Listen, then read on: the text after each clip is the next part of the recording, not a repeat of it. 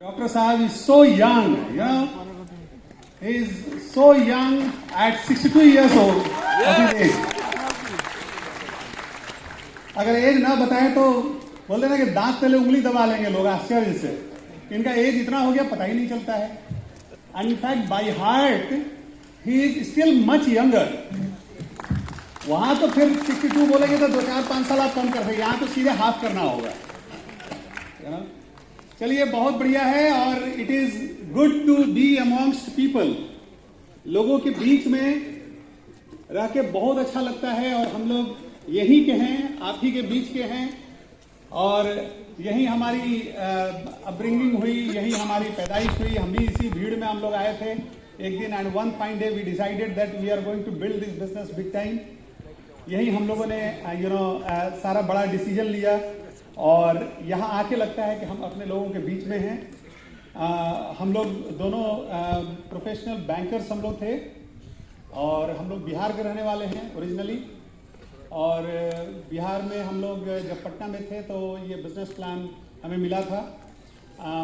वैसे हमने पढ़ाई की है मगध यूनिवर्सिटी से, हम एमएससी थे मैथमेटिक्स में और basically I was more into sports. मैं अपने यूनिवर्सिटी का क्रिकेट का कैप्टन था और हमने स्टेट लेवल पर भी बहुत सारे क्रिकेट खेले हैं। अभी भी क्रिकेट छोड़ी नहीं है, अभी मैं ईस्ट जोन के 50+ के टीम का पार्ट हूँ वेटरन क्रिकेट का। तो उस वेटरन क्रिकेट में हम लोग सब लोग अभी खेल रहे हैं और अभी हम लोग लास्ट ईयर चेन्नई गए थे, वहाँ से टीम फिर इंडिया की टीम रिप्रेजेंट की थी, साउथ अफ्रीका गई थी। तो हालांकि मेरा उसमें सिलेक्शन नहीं हुआ था लेकिन सिलेक्शन हो सकता था, संभावनाएं थी। जैसे बोला ना कि अभी आप डायमंड नहीं हुए लेकिन डायमंड हो सकते हैं, तो वो संभावना रहती है। आप हमेशा क्यू में रहते हैं। तो स्पोर्ट्स में अभी भी हूँ। बचपन से सोचे थे कि स्पोर्ट्स के अलावा कुछ और नहीं करेंगे, लेकिन रोजी रोटी के लिए नौकरी करनी थी। दैट्स वाई हमने कुछ कॉम्पिटिटिव एग्जाम्स वगैरह दिए। उसके पहले मैं फ्लाइंग करना चाहता था। I wanted to be a pilot officer. मैं एयरफोर्स में हमारा सिलेक्शन भी हुआ था, 1986 में हमारा सिलेक्शन हुआ था नेवी के एविएशन ब्रांच के लिए। लेकिन फिर फाइनली कुछ टेक्निकल कुछ ऐसे हुए थे जिसमें कि मेरा फाइनली सिलेक्शन नहीं हुआ था। पहले हमें मेडिकली अनफिट किया गया, फिर हमने फिर दिल्ली में मेरा रीमेडिकल हुआ और जब मेरा फाइनली हमको पता चला कि आई कैनॉट फ्लाई प्लेन्स, तो हमको लगा कि हमारी ज़िंदगी अब बेकार हो गई। अब तो हम ज़िंदगी में कुछ करेंगे नहीं, अब हम जिंदा नहीं रहेंगे। अब हम लोग जैसे प्यार में पागल हो जाते हैं वैसे हम भी पागल हो गए थे। मजाक कर रहे हैं हाँ, 1-2 दिन लगा था कि यार क्या हो गया। हम तो सोचे थे हमारे साथ ही ऐसा क्यों होता है ना, भगवान को हम लोग बोलते हैं मेरे साथ ही ऐसा क्यों। कई लोगों को यहाँ भी ऐसा लगता होगा, अरे वो तो डायमंड चला गया, वो प्लैटिनम चला गया, मेरे साथ ही ऐसा क्यों, है ना। तो लेकिन इस बिजनेस में अच्छा ये है कि you always have a chance. Life हो सकता है चांस दे या ना दे, लेकिन यहाँ कोई आपको डिस्क्वालीफाई नहीं करता। वहाँ हमको बोल दिया गया कि मेडिकली आप डिस्क्वालीफाइड हो, now you should never consider your self for flying. हमको वहाँ बोल दिया गया था। उस अभी भी हमको याद है, डॉक्टर साहब हैं, हमको बोला गया था कि you have got ASD, arterial septal defect. तो अब हमको उसका नाम भी नहीं मालूम था, कुछ नहीं जानते थे। बोला गया कि अब आप फ्लाइंग नहीं कर सकते। खैर वो जब ख़त्म हुआ तो फिर हमने UPSC का ड्रीम बनाया कि चलो हम I will become an IAS officer और IPS ऑफिसर। लेकिन इसी बीच में बैंकिंग के एग्ज़ाम हमारे ब्रदर के जितने फ्रेंड्स वगैरह थे सब दे रहे थे, हमारे ब्रदर भी दे रहे थे, इमीडिएट हमारे एल्डर ब्रदर थे। तो बैंकिंग के एग्जाम्स वगैरह में दिया और हमको मौका नहीं मिला। पहले ही साल में 6-7 कंपटीशन में हमारा सिलेक्शन हो गया। उसमें पहले मैं यूनियन बैंक में था तो 4 महीने वहाँ रहा, फिर स्टेट बैंक में सिलेक्शन हुआ तो मैं वो रिज़ाइन करके स्टेट बैंक में आ गया। और स्टेट बैंक में आ गया तो अच्छा हुआ। स्टेट बैंक में बहुत सारी अच्छी घटनाएँ हुई हमारे लाइफ में। स्टेट बैंक में ही हमें हमारे ससुर जी ने हमको देखा, हमारे फादर इन लॉ ने, और हमको ट्रैप किया गया। हमको बलि का बकरा बनाया गया एंड आई एम हैप्पी कि हमको बलि का बकरा बनाया गया, है ना। कई आदमी बोलता है ना कि अरे आंदे में फंस गए, इट इज गुड कि आप फंस के डायमंड हो जाए, इससे बढ़िया और क्या चाहिए आपको। तो यहाँ शादी में फंस के अगर प्रतिमा जी जैसी बीवी मिल जाए तो कौन नहीं फंसना चाहेगा, आप बताइए। और हम लोग तो देखिए, हम लोग क्या है ना कि किसी भी काम में हम लोग थोड़ा ज़्यादा एग्रेसिव है ना। वो हम लोग बचपन में, जैसे हमारे यहाँ क्या था ना कि हमने एमबीए कैसे ज्वाइन किया मालूम है, हमारे यहाँ बैंक में हम लोग रहते थे, तो बैंक में क्या था कि कभी कोई सॉक्स मोजा बेचने वाला आता था कि सर साहब सॉक्स ले लो, हाँ दे दो। कोई आता था कि ये जो मिश्री है, खजूर का जो गुड़ है वो ले लो, हाँ दे दो। कोई मिक्सचर बेचने वाला आता था, मिक्सचर दे दो। इसी में लाया कि एमबीए ले लो, हमने कहा कि दे दो। बहुत दिमाग नहीं लगाया, शादी में भी दिमाग नहीं लगाया, क्योंकि शादी में भी इनका प्रपोजल है, फर्स्ट प्रपोजल था। She was the first proposal. और पहला प्रपोजल अगर इतना बढ़िया हो तो ना कैसे करिएगा बताइए तो, हाँ? तो हमारी ग्रैंड मदर बोला करती थी, मैं हमेशा ये बात बोलता हूँ, हमारी ग्रैंड मदर ये बोला करती थी कि लड़की की शादी आपके हाथ में, आप 10 लड़कों को आप जाके तलाश कर सकते हैं, लेकिन लड़का का शादी आपके हाथ में नहीं है। आपके यहाँ जो प्रपोजल लड़की वाला लेकर आएगा, आपको उसी में डिसीजन लेना है। तो जो पहला डिसीजन आए उसी में हाँ कर दीजिए, क्या पता दूसरा आए कि ना आए प्रपोजल। तो हम लोगों ने पहले ही प्रपोजल में हाँ कर दिया, और आप देख सकते हैं कि डिसीजन कोई गलत नहीं था। ओके, तो that's how I got married in bank. और बैंक इसलिए भी स्टेट बैंक को मैं थैंक्स बोलता हूँ, क्योंकि स्टेट बैंक में ही हमारे ब्रांच के अंदर में हमको ये बिजनेस मिला, एमबीए बिजनेस मिला। ईयर 2001 में सितंबर का महीना था, ठंडी ठंडी हवा चल रही थी, बहुत खुशनुमा मौसम था, ऐसा कुछ नहीं था। ब्रांच में बैठे हुए थे, प्रपोजल लेकर आए, और जो आदमी लेकर आए थे उनको हम बहुत प्यार करते थे, बड़े अच्छे आदमी थे। और अभी हम बोले ना कि अच्छा मौसम था तो बारिश, बिजली कड़क गया तो हाँ एकदम ताली ही बन गई। तो वो जब हमारे पास बिजनेस प्रपोजल लेकर आ रहे थे तो हमको एक टेंशन जरूर हुआ था कि अगर ये आदमी हमको एमबीए बिजनेस में काम करता हुआ मिला तो फिर बैंक का काम कौन करेगा। हमको इस बात का टेंशन हो गया था, क्योंकि हमारे डिप्टी मैनेजर थे, हम वहाँ ब्रांच मैनेजर थे, पटना के एक राजभवन ब्रांच है, वहाँ पे गवर्नर जहाँ रहते हैं वहीं पे वो ब्रांच था। तो मुझे लगता था कि ये अगर किसी और काम में इन्वॉल्व हो जाएंगे तो बैंक का काम कौन करेगा।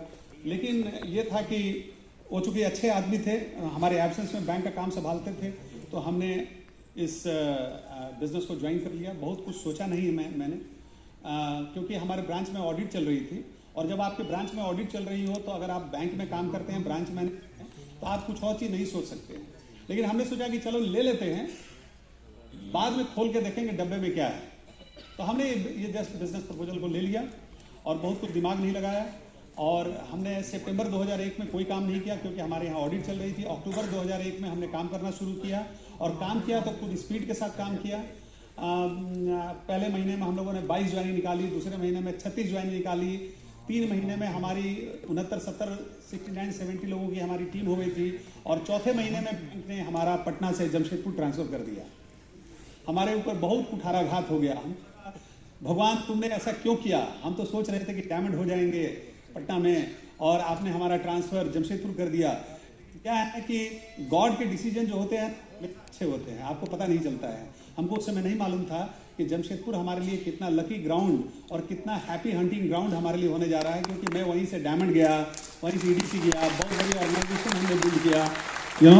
तो कई बार गॉड जो आपके लिए करते हैं ना, वो आपको बाद में पता चलता है कि वो आपके लिए अच्छा था कि बुरा था।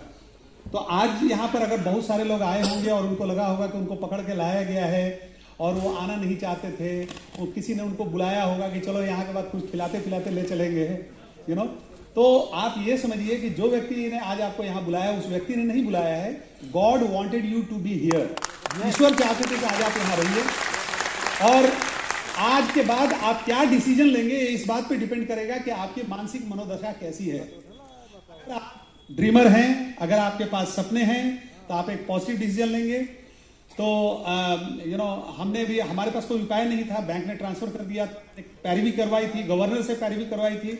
लेकिन जब ईश्वर की कृपा होती है ना, जब ईश्वर आपको कुछ बनाना चाहते हैं तो हमारे यहाँ गवर्नर की पैरवी को भी स्टेट बैंक के सीनियर अफसर ने नहीं माना, बोला कि अनुज सिंह को जमशेदपुर जाना पड़ेगा क्योंकि गॉड का आदेश हो गया था कि अनुज सिंह को डायमंड जाना पड़ेगा, क्राउन जाना पड़ेगा, so he has to go to Jamshedpur. You know, तो आपके साथ जब आपके मर्जी का हो तो आप अपना मर्जी करिए, जब आपके मर्जी से हाथ से चीज निकल जाए तो गॉड के मर्जी की प्रतीक्षा करिए, और गॉड की मर्जी हमेशा आपके लिए होती है। हमारे लिए भी ऐसा ही था। हमेशा लाइफ में मैंने देखा है कि मैं बहुत ज्यादा सोच समझ के डिसीजन लेता हूं और उसके बाद मैं सोचता हूं कि मुझे क्या करना है। देखिए, लाइफ जो भी डिसीजन लेते हैं ना, वो आप दिल से लेते हैं और उसको पूरा करने के लिए you have to use your brain. Decision you always take by heart. Decision कभी दिमाग से मत, डिसीजन आप हमेशा दिल से लीजिए और उसको सही साबित करने के लिए you have to use your brain, you have to use your skill, you no.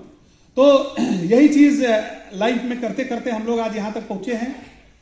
आज जमशेदपुर से हम लोग डायमंड गए, ईडीसीज गए 2019 में, 2009 में हम डायमंड गए थे इस बिजनेस में, और हमने 2011 में अपने स्टेट बैंक के फुल टाइम जॉब को हमने रिजाइन कर दिया।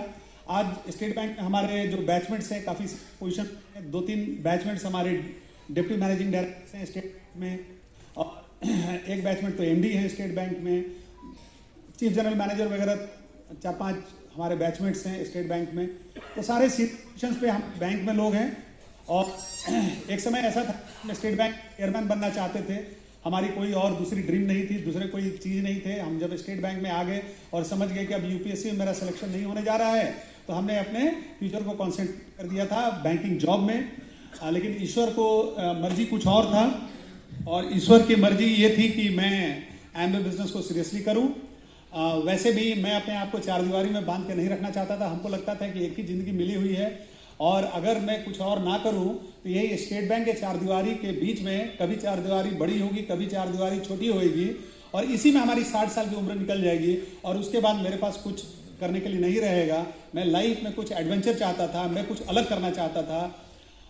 और एक और घटना हमारे लाइफ में घटी थी। सन 2000 में हमारे फादर इन लॉ का देहांत हुआ था। पटना में एक प्लेन क्रैश हुआ था, और उसमें we lost our father in law, और उसने हमें झकझोर के रख दिया था। हमारे भी 2 बच्चे हो गए थे, और हमको लगता था कि मैं भी फ्लाइट से बैंक के काम के सिलसिले में मैं निकलते रहता हूँ, और अगर कभी हमारे साथ कुछ ऐसा हो गया तो हमारे फैमिली को क्या होगा।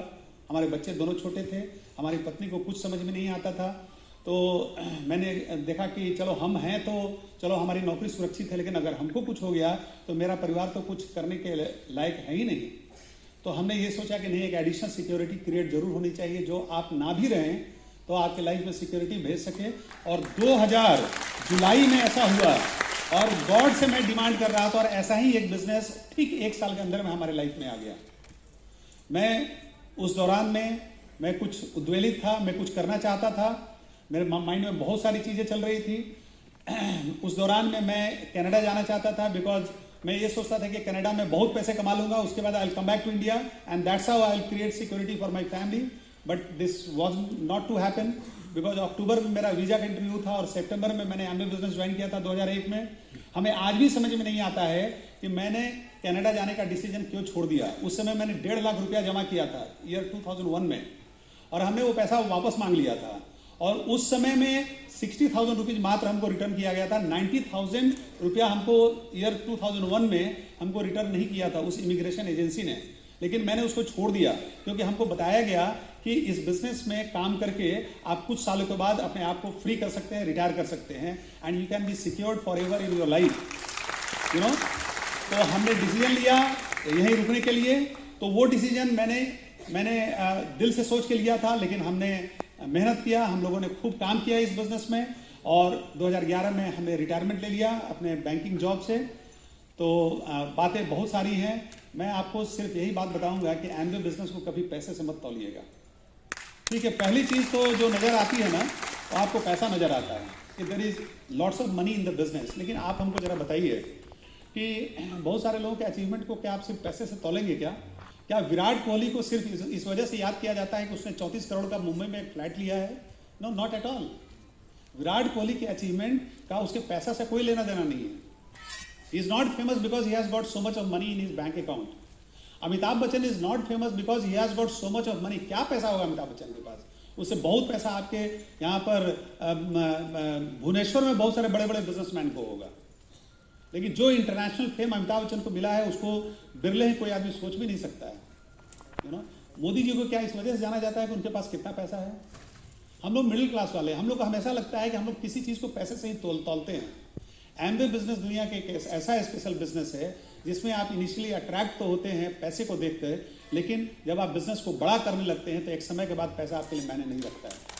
There are things that matter for you which goes beyond money. आज हम यहाँ पर आए हैं, इतने सारे लोगों का मान सम्मान मिल रहा है, it has got nothing to do with money. इसको पैसे से कोई लेना देना नहीं है। It is a totally new world all together, जो कि जब आप यहाँ पर पहुँचेंगे तब आपको समझ में आएगा। हम लोग we are not drawn by money.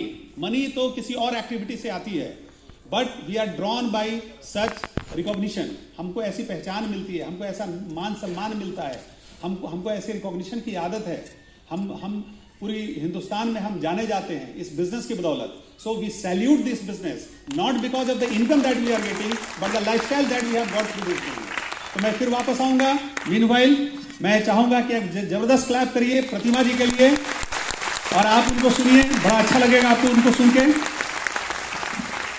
Hi everyone, very good evening to all and love you all। सबको मेरा प्यार भरा नमस्कार। और बहुत अच्छा लग रहा है, हम बहुत सालों के बाद मिले हैं। जो लोग मुझे पहली बार सुन रहे हैं, can I see your hand raised up? Wow, so many of you all are, God bless you all, कि गॉड रियली ब्लेस यू कि आप आज ये डिसीजन लिए कि आज जिन्होंने भी आपको बुलाया है ना, मेरी तरफ से उनको प्लीज़ फ़ोन करके घर जाके थैंक यू ज़रूर बोलिएगा। Why I am saying this, क्योंकि आज से 21 साल पहले मेरे अगर स्पॉन्सर ने, मेरे अपलाइन ने अगर मुझे इस तरीके की मीटिंग में नहीं बुलाया होता तो शायद मैं आज ये ज़िंदगी नहीं देख पा रही होती और आपके सामने बोलने का मौका मुझे नहीं मिलता और ये ज़िंदगी एक्चुअली मैं नहीं जी पाती। मतलब आप ग्रैटिट्यूड कितना भी देंगे ना, आप उनका एहसान नहीं चुका सकते। मैं नहीं जानती कि हमारा आना कितना सक्सेसफुल होगा यहाँ पर, आपको कितनी हमारी बातें समझ में आएंगी, लेकिन आज मेरा और अनुज का ये प्रयास बस इतना है, हम बस इतना ट्राई कर रहे हैं कि जिन्होंने भी हमको इतने प्यार से, सारे आपके लीडर्स ने, आपके ही लीडर्स ने हमको बहुत प्यार से यहाँ पर इनवाइट किया है, तो हमारा प्रयास सिर्फ इतना है कि आज माँ सरस्वती का कृपा हो आपके ऊपर। आप एक्चुअली जो कुंडली हम लोग दिखाते हैं एस्ट्रोलॉजर के पास जा कर के, तो कभी अगर आपके माता पिता ने ये दिखाया हो आपकी कुंडली और आपके योग्य में लिखा हो कि राजयोग है, आप विदेश यात्रा करेंगे, आपकी ज़िंदगी बहुत खुशनुमा होगी, आप किंग साइज लाइफ जी पाइएगा, तो समझ लीजिए आज वो डिसीज़न लेने का दिन है। ये नए और पुराने लोग, मैं सबको, मैं बहुत दूर से बात करती हूँ और मैं कभी भी टेक्निकलिटीज़ के बारे में नहीं बात करूँगी, करती भी नहीं हूँ, क्योंकि आज भी 21 सालों के बाद मैं इस बिज़नेस को बॉटम ऑफ माई हार्ट से मैं देखती हूँ। ऐसा नहीं है कि हमेशा हम ऐसे ही थे या हमारे लिए डिसीज़न लेना और करना इतना आसान था जितना आज आपको समझाना है या बताना है या मैसेज देना है ना। कोई भी मैसेंजर जब आपकी ज़िंदगी में आता है किसी भी रूप में, तो ये समझ लीजिए कि वो गॉड सेंट होता है। एंड स्पेशली हम लोग जितने भी लीडर्स हैं, हम लोग बिलीव करते हैं कि स्टेज पर आने के बाद हम झूठ नहीं बोल सकते हैं। और इस बिज़नेस की सबसे खूबसूरती ये होती है कि इस स्टेज से हम लीडर्स वही बात करते हैं जिन रास्तों पर हम गुजर चुके हैं, है ना। कई ऐसे मोटिवेशनल स्पीकर्स होते हैं, बुक राइटर्स होते हैं, शिव खेरा है और भी बहुत सारे लोग हैं जो किताबें लिखते हैं, उनकी किताबें हम और आप पढ़ते हैं। बट हम वो स्पीकर्स हैं, वो मोटिवेशनल स्पीकर्स हैं, वो राइटर्स हैं, हम हो गए, आपके अपलाइन हो गए, जिन्होंने आपको आज बुलाया है। हम वो हर जिंदगी के वो कांटे, मतलब कांटों के रास्ते से गुजरे हैं। हम बस आपको वही बताएंगे जो हमने सहा है, हमने किया है, और जो बेस्ट है ना वही आपके घर तक पहुंचेगा। इसलिए जिन्होंने भी आपको बुलाया है, आप कितना कर पाएंगे आई डोंट नो। जिन्होंने आपको इनवाइट किया है वो भी नहीं जानते हैं, दे आर नॉट योर भाग्य विधाता। कोई भी भाग्य विधाता नहीं हो सकता है। यू आर द भाग्य विधाता ऑफ योर ओन डेस्टिनी। आप खुद अपना भाग्य आज लिखेंगे। मैं सिर्फ ये भाषण नहीं दे रही हूँ, मैं दिल से आपको बता रही हूँ, क्योंकि 21 सालों का ये जर्नी जो है, ये आधे घंटे में मैं कितना बता पाऊंगी, मैं टेक्निकलिटीज क्या बताऊंगी आपको, क्योंकि आपके पास वो गाइड है, वो कोच है जो आपको आज एक फोन कॉल पर इनवाइट किया। कैन यू इमेजिन, जिन्होंने हमको और अनुज को ज्वाइन कराया था business, what was our age, एक बैंक की ऑफिसर ग्रेड की दोनों की जॉब, गवर्नमेंट जॉब, कंपटीशन से निकाली थी, शादी के बाद मैंने जॉब ज्वाइन किया था, एक यंग लड़की, 2 बच्चे हो गए थे। कोई उस टाइम में 21 साल पहले क्या कमी थी? कोई कमी नहीं थी, दोनों को हैंडसम सैलरी मिलता था, we used to spend a lot. और फैमिली बैकग्राउंड भी मेरी ऐसी थी कि मैं ऑलरेडी वो किंग साइज लाइफ जी रही थी। My father was in state bank, अभी अनुज ने बताया उनका प्लेन क्रैश में डेथ हुआ था, he was legend in state bank. आज 21 सालों के बाद भी स्टेट बैंक में 17 जुलाई को अभी भी blood donation camps, cloth distributing camps, books distribution camps, आज भी 21 सालों के बाद उस व्यक्ति को याद किया जाता है, ये बहुत बड़ी बात है। तो my father was that, HS Rathore, वो फेमस है स्टेट बैंक में, and he is the person, मतलब कहते हैं ना कि प्राइम मिनिस्टर भी का भी डेथ होता है तो स्टेट कोई भी बैंक, गवर्नमेंट बैंक बंद नहीं होती है जब तक कि डेजिग्नेटेड छुट्टी ना हो। लेकिन मेरे फादर, मैं ऐसी फैमिली से बिलोंग करती थी जहाँ पर मेरे फादर के डेथ के बाद इंटायर बिहार, झारखंड का ब्रांचेस को बंद कर दिया गया था। Nobody was ready to sit in the branch premises. तो लीडरशिप मुझे वहाँ से मिली। ऑलरेडी कॉन्वेंट में पढ़ती, मदर ड्रीमर थी इतनी कि वो गांव से थी, इंटर पास थी, तो वो हमेशा उनको लगता था कि मैं नहीं पढ़ पाई तो मेरी बेटियां नन्स के स्कूल में पढ़ेंगी।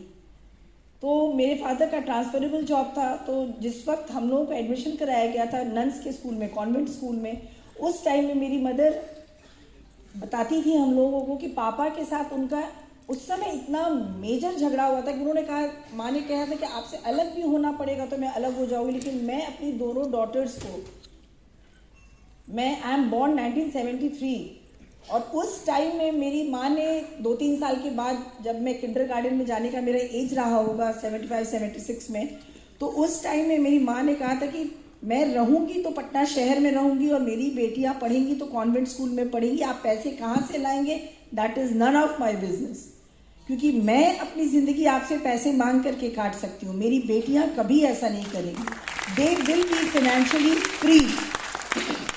बिकॉज मेरी मदर का ये मानना था कि वुमेन, अगर आपके घर की औरत, चाहे वो किसी भी रूप में हो, माँ के रूप में हो, बेटी के रूप में हो, बहन के रूप में हो, a women if she is financially free,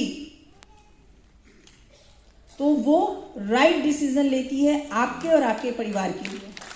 इसीलिए ये बहुत ज़रूरी है कि आपके घर की आपकी पत्नी हो, आपकी माताजी हो, आपकी बहन हो, आपकी बेटी हो, उनको इतना सक्षम बनाइए कि वो फाइनेंशियली फ्री हो।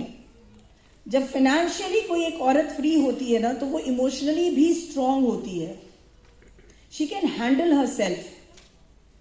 तो इस अपब्रिंगिंग के साथ मैं और मेरी सिस्टर का हमारा अपब्रिंगिंग हुआ। मेरी दीदी जो है मेरे से 2 साल बड़ी हैं, वो स्टेट बैंक में अभी भी जॉब कर रही हैं on a very senior position, she is emerald in, and वो रांची से हैं। हम लोग दोनों सिस्टर्स सब फॉरेन ट्रिप साथ में करते हैं। मैं हूँ, फिर मेरे बाद 2 मेरे ब्रदर्स हैं, तो हमारी +2 तक की पढ़ाई किंडरगार्टन से कॉन्वेंट स्कूल में हुई। और अभी अनुज आपको बता रहे थे, तब मुझे याद आया कि ये पायलट बनने वाले थे, और जब मैंने 10th पास किया था तो मैंने पहला जो कंपटीशन का एग्जाम दिया था वो एयर हॉस्टेस होने का था, मुझे अभी याद आया। So destiny plays a very big role in your life. मुझे अभी याद आया कि डेस्टिनी ना, आपको लग रहा है कि आप आकर के यहाँ पर बैठे हैं, बट ऐसा नहीं है। गॉड आपको जबरदस्ती फोर्स कर रहे हैं, आप आकर के यहाँ बैठे और डिसीजन लें। इसीलिए कुछ समझ में आए तब भी और ना समझ में आए तब भी, जिन्होंने भी आपको बुलाया उनके साथ फिर बैठिए, spend some time with the right association, with the right person, और ये जानने की कोशिश कीजिए कि हम कपल हो गए या जितने सीनियर्स आगे में बैठे हुए हैं, उनको क्या दिखा कि उन्होंने बिजनेस किया। क्योंकि आपको क्या लगता है, अगर एमवे बिजनेस हम नहीं करते तो क्या भूखे मर जाते, या आप भूखे मर जाएंगे, या आपके लीडर्स भूखे मर जाते? नहीं, Amway business is not for bread earning, है ना, रोजी रोटी का बिजनेस नहीं है, ये बिजनेस है सपनों को पूरा करने का, आपके घर के छोटी छोटी ज़रूरतों को जिनको हम टालते हैं, जिनसे हमारी सैलरी पूरा नहीं कर सकती है ना, हमारे नीड्स हो गए। घर में एक एसी है, why not get a 2 AC, why not get a 3 AC। छोटी गाड़ी है, क्यों नहीं थोड़ा सा हार्डवर्क करके बड़ी गाड़ी ले ले, है ना। छोटा घर है, थोड़ा बड़ा कर ले। बच्चा एक नॉर्मल स्कूल में पढ़ रहा है, थोड़ा अपग्रेड कर ले, वहाँ से जर्नी शुरू होती है। तो ये बिजनेस हर किसी के लिए है, सैलरीड पर्सन के लिए, बिजनेसमैन के लिए, ट्रेडिशनल बिजनेसमैन के लिए, आप कोई भी हो। अगर आप जिंदा हैं, सांस चल रही है और आप जागते हुए सपने देखते हैं, सोते हुए नहीं, जागते हुए सपने देखते हैं, आपकी इच्छाएं अभी भी आपको दर्द देती हैं। अगर आपको दर्द नहीं होता है, दैट मीन्स कि ये जगह आपके लिए नहीं है। ये मेरी बात याद रखिएगा। मुझे बहुत दर्द होता था दोनों के कमाने के बाद भी।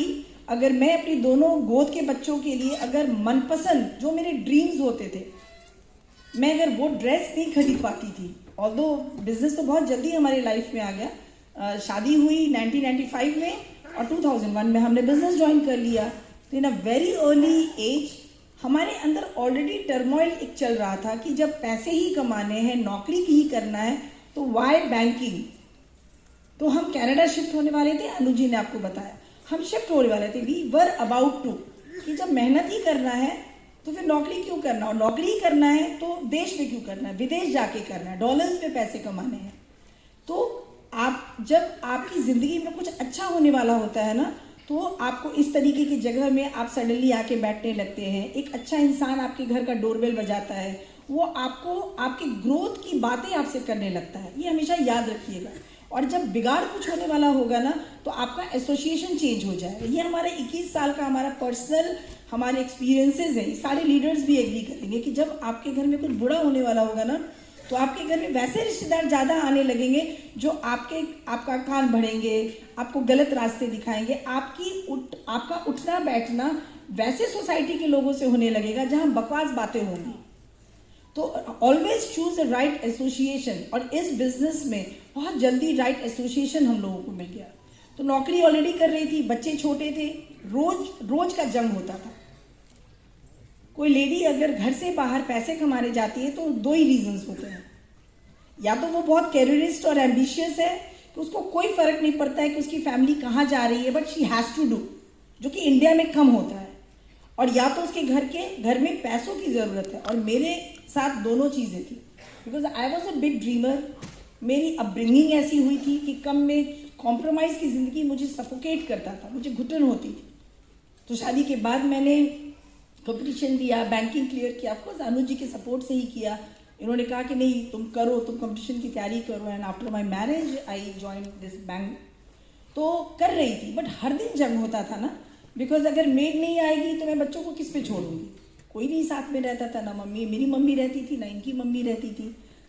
मम्मी दादी नानी दोनों कहती थी अपने बच्चे को मेरे पास छोड़ दो, हम लोग बड़ा कर देंगे। ये आत्मा गवारा नहीं करता था, बच्चा मेरा, दोनों डॉटर्स मेरी, मैं कैसे रहूंगी उनके बिना। तो ये रोज की जंग होती थी और उसमें ये बिजनेस आ गया। तो 9 to 7 की जॉब होती थी, 8 to 11 का बिजनेस का प्रोसेस होता था। तो मैं कहीं से भी, मैं या आपके लीडर्स ये प्रॉमिस नहीं करेंगे कि सब कुछ आसान होने वाला है। आपको मेहनत नहीं करना पड़ेगा, आपको प्लेटर में सर्च करके आपको फॉरेन कंट्रीज और लाखों में रुपए मिलेगा, ऐसा नहीं होता है। ऐसा फिल्मों में भी नहीं होता है, तो रियल जिंदगी में तो बिल्कुल नहीं होता। बट एक चीज़ की मैं प्रॉमिस जरूर करूंगी कि अगर आप तैयार हैं थोड़ा सा एडजस्टमेंट करने के लिए, थोड़ा सा मेहनत करने के लिए, थोड़ा सा घर से बाहर निकलने के लिए, हस्बैंड एंड वाइफ टुगेदर, तो आई प्रॉमिस यू कि आपकी ज़िंदगी आज अभी इसी वक्त से बदलने वाली है। आपके घर में हम कैलेंडर में लक्ष्मी जी की मूर्ति देखते हैं ना, लक्ष्मी जी का वो रहता है ऐसे हाथ किया हुआ और ऐसे गिर रहा होता है कॉइन्स, है ना। आपको क्या लगता है लक्ष्मी जी उस रूप में आती है? नो, लक्ष्मी जी इसी रूप में आती है। लक्ष्मी जी अपॉर्चुनिटी के रूप में आती है और आज वो आपके घर पर गई और आपको यहाँ बुला के लाई हैं। So listen this seminar very easily, very seriously. और यहाँ से हर आदमी जो बैठा है वह ना आपके लिए आज कुछ निकलेगा। इसी पे एक स्टोरी है मेरे पास। बुक्स बहुत पढ़ती हूँ। तो स्टोरी है कि एक आदमी बहुत दिनों से नारद जी को फॉलो कर रहा था। वो वैकुंठ होता है ना, स्वर्ग का द्वार, तो वहाँ पर चाहता था कि नारद जी उनको लेकर के जाएं, उसको लेकर के जाएं।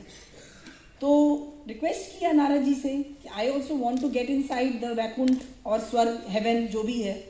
तो नारद जी ने बोला कि शरीर तो तुम अंदर जा नहीं सकते हो, तुम एक काम कर सकते हो, तुम वैकुंठ के दरवाजे पर खड़े होकर के यू कैन फील दैट स्वर्ग कैसा होता है। वो रेडी हो गया, तो वो खड़ा हो गया। तो अचानक 1-2 घंटा खड़ा रहा बेचारा इंसान, जिंदा इंसान कितने देर खड़ा रहेगा, है ना। तो उसको भूख लगी, तो उसने बोला कि अरे यार इतने देर से खड़े हैं, कुछ खाने को मिल जाता। 36 प्रकार के कहते हैं ना वो पकवान आ गए थाल में सज करके, वो खा लिया। फिर उसने कहा कि थोड़ा बिस्तर होता तो आराम भी कर लेते, इंसान है, जिंदा है, फितरत है, उसकी छोटी छोटी मांगे होती हैं। सोचा और बिस्तर आ गया, वो लेट गया, सो गया। फिर बोला कोई पैर वैर थोड़ा दबा देता तो थोड़ा और सुख का, नहीं थोड़ा और कहते हैं ना फैलते हैं हम लोग। तो अप्सराएं आ गई। अब तो बच्चों का पैर अप्सरा दबाने लगी, तो एक डर आया कि प्रतिमा सिंह अगर देख लेंगी कि अनुज सिंह का पैर कोई अप्सरा दबा रही है तो क्या होने वाला है घर में। तो उसने सोचा अगर मेरी बीवी ने देख लिया तो मुझे झाड़ू से पिटाई लगी। सोचा और उसकी पत्नी झाड़ू लेकर के पहुंच गई और देख पिटाई उसकी की, है ना। तो मैसेज ये है कि आज आप एमवे की अपॉर्चुनिटी को सुनने आए हैं और आप सब, इवन इंक्लूडिंग मी, हम लोग सब शरीर वैकुंठ के दरवाजे पर खड़े हैं, विष्णु भगवान के स्वर्ग के दरवाजे पर खड़े हैं। बिलीव मी, ये 21 सालों का एक्सट्रैक्ट मैं आपको बता रही हूँ। अब यहाँ खड़े होकर के आप खाना सोच लो, या आप हम लीडर्स की तरफ 50+ कंट्रीज घूमना सोच लो, आप हजारों की कमाई सोच लो, या हमारी तरह लाखों में जो कमाई हमारी आती है वो सोच लो। आप जो सोचोगे आई प्रॉमिस वो मिल जाएगा, क्योंकि एमवे इज अ जीनी है। हम जिन रगड़ते हैं ना वो दिया तो जीनी निकलता है, हा हा हा हा, बताओ तुम्हें क्या चाहिए। तो एमवे इज अ जीनी, हमारे लिए तो जीनी रहा। हमने जो मांगा कभी भी उसने हमको सैड नहीं किया, हमको हर वो चीज़ मिला। हमारे बच्चे अच्छे निकल के चले गए। I got 2 beautiful daughters, both are on their own. हम लोग दोनों अभी हस्बैंड वाइफ। ये मलाल रहता था कि जवानी के दिनों के जो बेस्ट पीरियड एक हस्बैंड वाइफ का जो होता है वो हमने इस बिजनेस को दिया था। ऐसा नहीं कि हमको तकलीफ नहीं होती थी। तो मैं कई बार इनको बोलती थी कि we have given our the best period of life to this business. जब हस्बैंड वाइफ रेस्टोरेंट्स में जाते हैं खाने के लिए, कैंडल लाइट डिनर करते हैं और मूवीज़ देखते हैं, वेकेशंस पे जाते हैं, मायके जाती हैं औरतें गर्मी छुट्टियों में, विंटर के हॉलीडेज़ में, शादियां अटेंड करने जाती हैं, रिलेटिव की शादी, भाई बहन की शादी, दूर दूर के रिश्तेदारों की शादी। हमारे लाइफ में भी ये पीरियड आता था, बट हम हर बार हर एक चीज़ को नो कहते थे और कहते थे कि not this time, next time, अभी इसको करें, not this time, next time. और आज क्या है, आज अगर मेटेरियलिस्टिक वे में आप देखिए तो 50+ कंट्री घूम चुके हैं। एक साल में 4-4, 5-5 फॉरेन ट्रिप्स लेते हैं। मैं थक जाती हूँ। अभी इंडिया का ट्रिप्स हम लोग का मिल रहा है। अभी कोडियाला क्रूज गए, महाराजा पैलेस गए, फिर अभी हम लोग फिर अभी कहीं जाने वाले हैं। आता रहता है ना। 1 महीने का पैसा खर्च नहीं हो कर पाती हूँ, नेक्स्ट मंथ का इनकम आ जाता है। इतना मान सम्मान मिलता है। बच्चे अच्छे संस्कार में चले गए, दोनों डॉटर ने, तो क्या होता। अभी मेरी बड़ी डॉटर की शादी की मैं बात चला रही होती, नॉर्मल उसने पढ़ाई की होती, कोई जॉब वॉब कर ली होती, बट जो हमारे घर में सीडीज चलते थे, जो हमारे अपलाइंस हमारे घर में आते थे, जो डाउनलाइंस हमारे घर में आते थे, तो वो बातें जो हम ड्राइंग रूम में बैठ के करते थे ना अपने लिविंग रूम में, वो बातें हमारे बच्चे भी अपने रूम में सुनते थे। और हमारे घर में अच्छी बातें होती थी, सक्सेस की बातें होती थी, कभी किसी का क्रिटिसिज्म नहीं होता था, कंप्लेन नहीं होता था, और हम हमेशा दूसरे को आगे बढ़ाने की बात करते थे। और हमारे दोनों डॉटर्स देखती थी कि my parents are working so hard. मम्मा दिन भर ऑफिस करती है, घर का काम करती है, सारे लोगों को मैनेज करती है, लेकिन रात में भी 12 बजे कुकिंग करती है, and she is working so hard. तो उसने वही चीज़ सीखा जो उसने देखा। मेरे घर में आने वाले जो भी लोग थे वो हमेशा सफलता की बातें करते थे, तो वही चीज़ हुआ। तो ये आपको चूज करना है कि आप उस वैकुंठ के दरवाजे पर खड़े होकर के क्या कर रहे हैं, क्योंकि वैकुंठ के दरवाजे पर कल्प वृक्ष होता है। आप जो कल्पना करेंगे वो पूरा हो जाएगा। तो लाइफ में राइट कल्पना करना सीखिए। Dream but right dream, dream with the right thoughts. और किसके साथ बैठना है? राइट लोग के साथ। उनके साथ बैठिए जो आपके वो ड्रीम को पूरा करने में आपकी मदद करते हैं। उन लोगों के साथ अपने सपनों को कभी भी मत शेयर कीजिए। होता है ना कि हम कोई भी सपना देखते हैं तो रिश्तेदारों को बताने लगते हैं, कुछ एक छोटी सी चीज़ आती है तो इसको उसको बताने लगते हैं। नहीं, बहुत माइंडफुल होकर के अपनी सक्सेस को, अपनी खुशी को, अपने ड्रीम्स को शेयर करना चाहिए। अपने ड्रीम्स को उनसे शेयर कीजिए जो उसको पूरा करने में मदद करें। And that is the person जिन्होंने आपको आज यहाँ इनवाइट किया है, या अगर आप ज्वाइन कर चुके हैं तो वही वो व्यक्ति है जो आपको हाथ पकड़ के एक्चुअली हेल्प करेगा आपके ड्रीम्स को पूरा करने में, है ना। तो अभी क्या है, कोरोना तो खत्म हो गया ना, हम कोरोना के बंदी बन गए, गुलाम बन गए। अभी हमको घर से बाहर निकलने में बहुत ट्रबल होती है ना।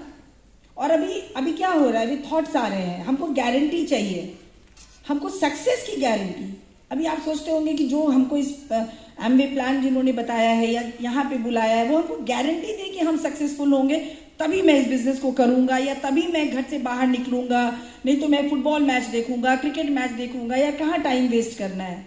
देखिए, मैं आपको बता रही हूँ, गारंटी इस धरती पर मेरी उम्र भी हुई, बिजनेस का एक्सपीरियंस भी हुआ, ज़िंदगी में बहुत उतार चढ़ाव हमने देखे हैं। गारंटी सिर्फ 2 चीज़ की है, आपको समझ में आए तब भी और नहीं समझ में आए तब भी। पहला, डेथ का। जब आपका जन्म हुआ, जब आप सब, हम सब, इस धरती के सारे संसार के जो भी व्यक्ति हैं, जब अपनी माँ के गर्भ से हम निकले ना, तो उस वक्त, उस सेकंड, उस मोमेंट पर 2 व्यक्ति वहाँ पर खड़े थे जिनको हम देख नहीं सकते क्योंकि हम जिंदा इंसान है ना। एक थे कृष्ण भगवान और एक थे यमराज। आप नहीं देखे ना, मैं भी नहीं देखी थी, लेकिन ऐसा है। तो यमराज जी ने कान में बोला, खुश मत रहो, मैं आऊँगा तुम्हें लेने, तुम हमेशा इस धरती पे नहीं रहोगे। इसकी गारंटी है कि यमराज जी आएंगे। देयर इज नो वन जो इस धरती पर हमेशा के लिए आया है, इसकी गारंटी है। और दूसरी किस चीज़ की गारंटी है? एमवे की गारंटी है। एमवे जो प्रॉमिस करता है, अगर आपने हार्डवर्क किया, आपने 100% बिना दिमाग लगाए हुए, अनुज ने भी कहा ना कि हम दिल से सोचते हैं, दिल से अपने अपलाइन को, जिन्होंने आपको यहाँ बुलाया है, उसको फॉलो कर लिया, और वो ज़्यादा कुछ नहीं बोलेंगे, आपको डेली बोलेंगे कहीं किसी से मिलवाने के लिए, कहीं ले जाने के लिए, आपको कुछ सीडीज़ देंगे, कुछ बुक्स प्रिस्क्राइब करेंगे पढ़ने के लिए। बुक्स भी कैसे, छोटे छोटे बुक्स, कुछ प्रोडक्ट्स यूज़ करने बोलेंगे, कुछ आपको दुकान बदलने बोलेंगे, और कुछ इस तरीके के मीटिंग्स में आने के लिए बोलेंगे। क्या हम अपनी सक्सेस के लिए इतना नहीं कर सकते हैं? तो आपकी सक्सेस गारंटी है, बाकी दुनिया में कोई चीज़ गारंटी नहीं है। हम नौकरी भी करके देख चुके, हमने ज़िंदगी में कहा ना कि बहुत उतार चढ़ाव देखा, बहुत लोगों को आते देखा, जाते देखा, बहुत लोगों को बड़ी बड़ी बातें करते हुए देखा, उनको डूबते देखा, उठते देखा, सब देख लिया। एमवे की गारंटी है बस, और किसी चीज़ की गारंटी नहीं। इस चीज़ को याद रखिएगा, है ना। दूसरा, हम फंसे हुए हैं। कहाँ फंसे हुए हैं? कोरोना के बाद ऐसे लोगों के साथ टाइम स्पेंड कर रहे हैं। आप खुद फील कर रहे होंगे कि पहले हम इतना ज़्यादा वीडियो कॉलिंग नहीं करते थे। कोरोना से पहले कहाँ वीडियो कॉलिंग करते थे? मोबाइल तो तब भी था, लीडर्स एग्री करेंगे। हम वीडियो कॉलिंग नहीं करते थे, हम इतना रिश्तेदारों के यहाँ समय नहीं बिताते थे, इतना फ्रिक्वेंटली शादियों में नहीं जाते थे, हम एमवे नहीं भी करते थे तो भी हम अपने बच्चों के साथ समय बिताते थे, घर में रहते थे, नौकरी करते थे। बट अभी क्या हो गया है, कोरोना ने हमको ये बता दिया है कि go in each and every marriage you go, celebrate your days. पता नहीं आपको कभी क्या हो जाए, ऐसा मत कीजिए। आप कैसा बनना चाहते हैं? देखिए, हमने किसी को भी कॉल किया तो हमको कौन व्यक्ति समय ज़्यादा देता है? हमारे अड़ोस पड़ोस के लोग, हमारे वैसे रिश्तेदार जिनके पास कोई गोल नहीं है, कोई पर्पस नहीं है, वेले घूम रहे हैं। आपने उनको फ़ोन किया, वो आ जाएंगे। आपने चाय पे बुलाया, वो आ जाएंगे, आप उनके घर चले जाएंगे। लेकिन आप सोच करके देखिए कि आपको ताकतवर लोग, इन्फ्लुएंशियल, सोसाइटी के जो इन्फ्लुएंशियल लोग हैं, जो रिच क्लास के लोग हैं, जो वेल्दी लोग हैं, जो बहुत बिजी रहते हैं, बड़ी बड़ी गाड़ियों में घूमते हैं, मर्सिडीज में घूमते हैं, BMW में घूमते हैं, जो आपको कभी कभी नज़र आते हैं, क्या उनका टाइम लेना आसान है? उनका टाइम लेना आसान नहीं है। तो आप किसके जैसा बनना चाहते हैं, ये आपको डिसाइड करना होगा। आप कैसे लोगों को अपने घर में इनवाइट करते हैं, आप कैसे लोगों के साथ उठते बैठते हैं, इट मैटर्स।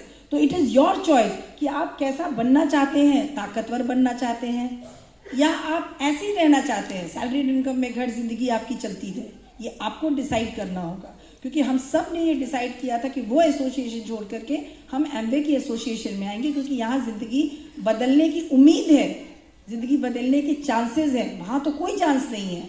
तो जो वेले लोग घूम रहे हैं, जो फालतू घूम रहे हैं, उनका एसोसिएशन छोड़ करके जो आपको आज यहाँ बुलाए हैं उनके एसोसिएशन में आइए, है ना। याद रखिएगा, मन का गुलाम नहीं बनना है, मन का गुलाम नहीं बनना है। मन क्या है, आपको अपना गुलाम बनाना चाहता है ना। आपको थोड़ी सी भी तकलीफ होती है, मन कहता है यार बड़ी गर्मी है बाहर में, सो जाओ एसी ऑन करके। तो जब मन आपको कहे ना कि एसी ऑन करके सो जाओ, उस दिन उस वक्त बोलिए कि मन मैं तुम्हारी नहीं सुनूंगा, मैं अब भी बाहर निकलूंगा, एक नए आदमी से फ्रेंडशिप करूंगा और मैं बाद में सुनूंगा। उस वक्त मन की मत सुनिए, क्योंकि मन जो है ना हमेशा आपको कमज़ोर बनाएगा, आपको ऐसे विचार देगा, आपके अंदर ऐसे थॉट्स देगा जहाँ फेलियर के रास्ते हैं। Always listen successful person, always listen people who are living a very good life.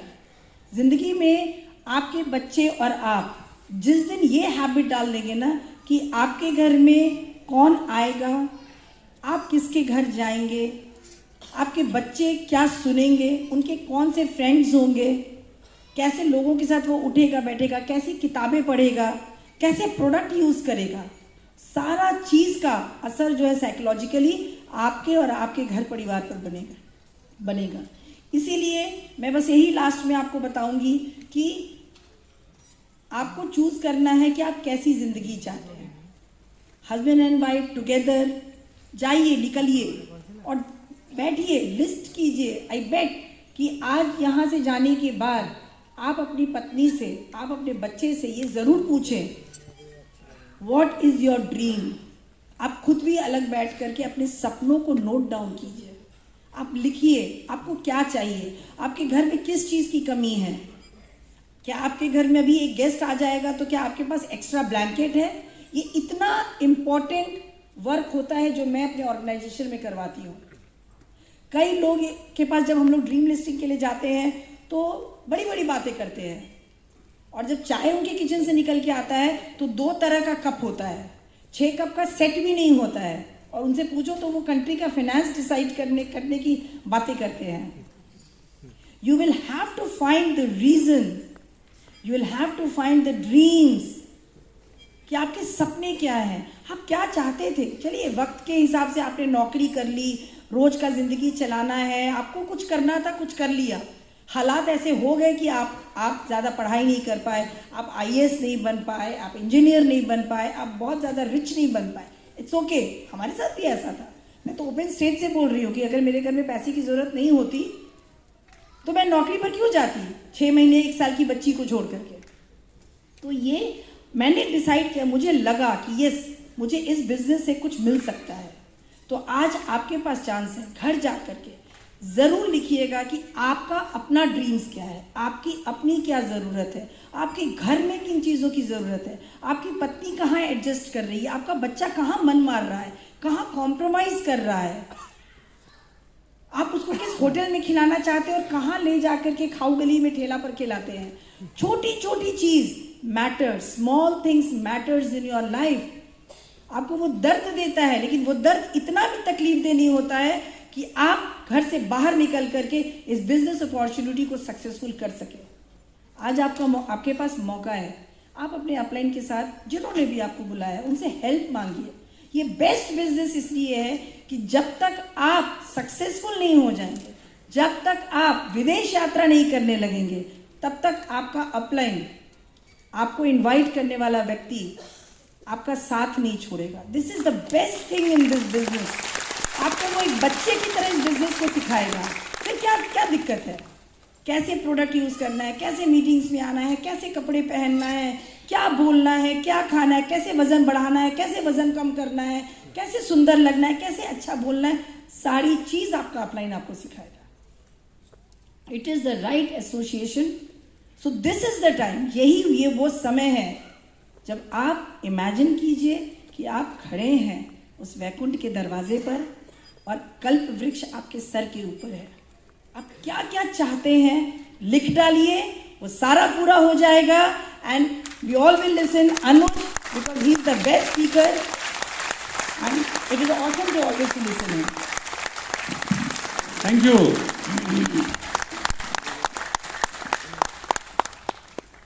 सबसे अच्छा जानते हैं इस बिजनेस का यही हमको लगता है कि पत्नी घर पे चाहे जितना भी डांटे, स्टेज पे बड़ाई करेगी।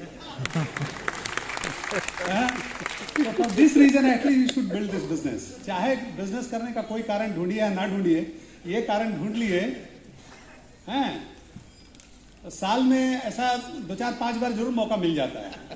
इनफैक्ट मैं सेमिनार में आता हूँ तो सेमिनार में बाकी चीजें हमें अट्रैक्ट करें या ना करें, सबसे ज्यादा अट्रैक्टिव यही चीज लगता है कि अब पत्नी बोलने वाली है, अब मेरे बारे में बोलेगी।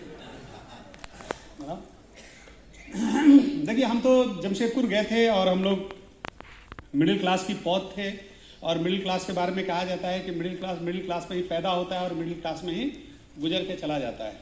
यू नो, छोटे सपने होते हैं मिडिल क्लास के, छोटी सोच होती है, छोटे लोगों की संगत होती है, स्किल सेट नहीं होता है उसके पास, कोई स्किल नहीं होता है। ये सारे प्रॉब्लम से मिडिल क्लास ग्रसित रहता है। सपने होते हैं लेकिन वो सपने बहुत जल्दी पूरे हो जाते हैं। मतलब ऐसे छोटे छोटे सपने होते हैं और वो सपने लंबे भी नहीं होते। छोटी चीजों में अपनी खुशियां ढूंढ लेता है। यू नो, छोटी सी आशा, छोटे से लम्हे, वो एक गाना है ना, तो ऐसी छोटा चीज में ही एक मिडिल क्लास की पूरी जिंदगी निकल जाती है। टाटा कुछ लोगों के लिए मिडिल क्लास की नगरी है और कुछ लोगों के लिए बिग ड्रीमर्स की नगरी है। यू नो, वही टाटा कम में आके बहुत सारे ऐसे, टाटा तो ग्रो किया ही, लेकिन टाटा के साथ साथ बहुत बड़ी बड़ी एंसिलरीज भी ग्रो की है। ऐसी एंसिलरीज है जिनका 500 करोड़ 1000 करोड़ का टर्नओवर है। हम उन लोगों को अप्रिशिएट नहीं करते। वहां एक टेलरिंग की दुकान है, उस दुकान में आप जाके देखिए ना, लिखा हुआ है स्टिचिंग सिंस 1917। 1917 से कपड़ा ही सिल रहा है वो कुछ और नहीं किया। वहां आके उसी से कपड़ा सिला के कुछ लोग बहुत बड़े बड़े कॉन्ट्रैक्टर्स हो गए जमशेदपुर में, जो कि कुछ ऐसे लोग हैं जिनके अपने प्राइवेट जेट्स हैं।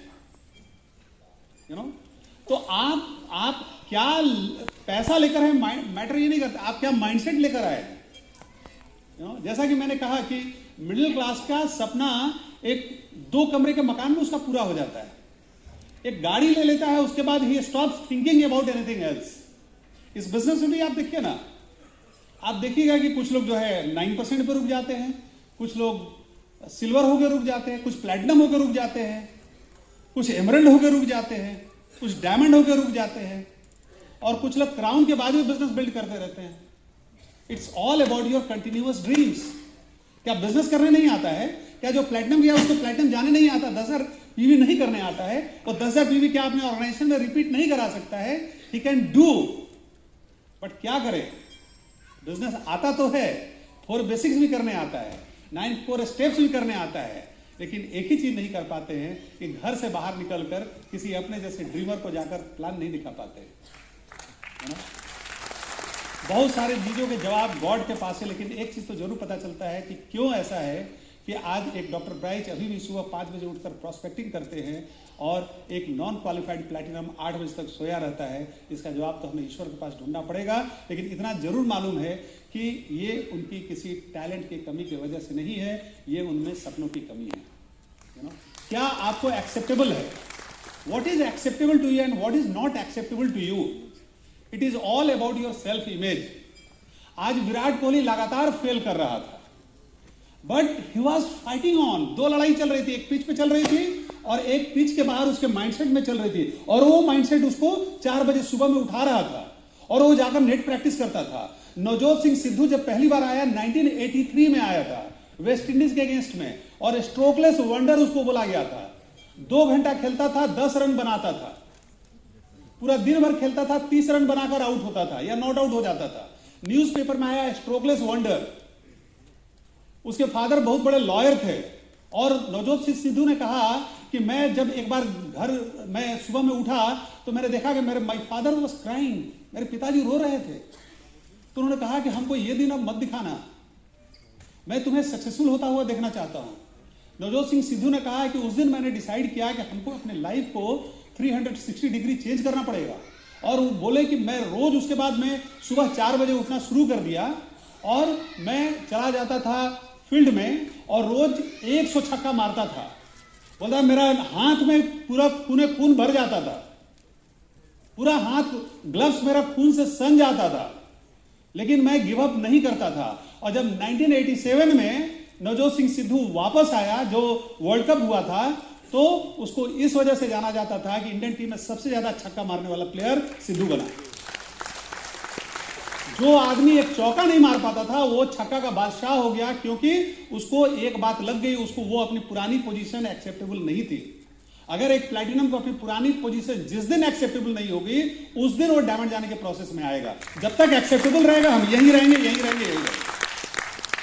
इट डजंट मैटर कि हम आज ईडीसी है, कोई डबल डायमंड है, कोई ट्रिपल डायमंड है। इंपॉर्टेंट ये है कि अभी का पोजीशन आपको एक्सेप्टेबल है या नहीं है। अगर एक्सेप्टेबल है तो आप सोए रहेंगे, अगर नहीं एक्सेप्टेबल है तो बाहर निकलेंगे। एम्बे का A70 है 2029 में। वेयर यू सी योरसेल्फ, आप कहां देखते हैं? पहला तो ये देखिए कि 2029 तक बिजनेस में भाई टिकिएगा कि नहीं टिकिएगा, यू नो। पहले तो हमको तो ये डाउट लगता है।